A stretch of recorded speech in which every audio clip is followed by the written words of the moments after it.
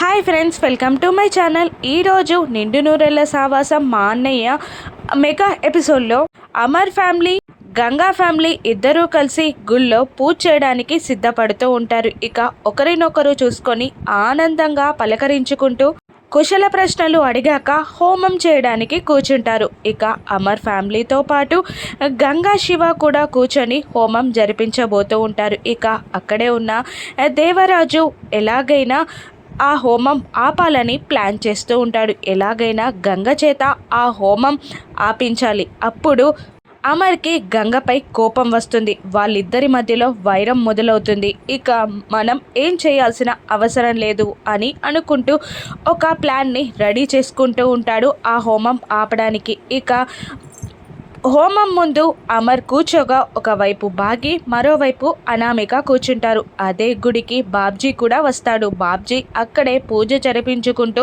అక్కడున్న అమర్ ఫ్యామిలీని చూసుకోకుండా అటు ఇటు తిరుగుతూ అనామిక కంటపడతాడు. బాబ్జీని చూసిన అనామికకి 6 జ్ఞాపకాలు మొదలవుతాయి.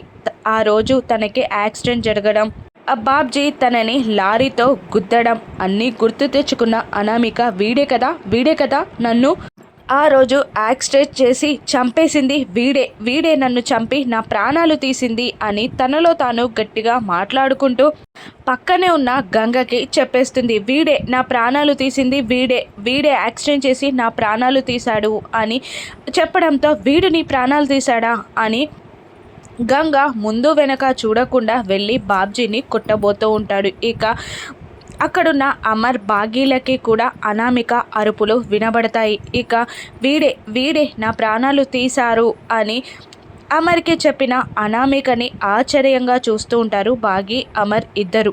ఆ గొడవ వల్ల హోమం డిస్టర్బ్ అవుతుందా, గంగా అమర్ల మధ్య వైరం మొదలవుతుందా, అసలు అనామిక బాబ్జీని చూసి నా ప్రాణాలు తీసింది వీడే అని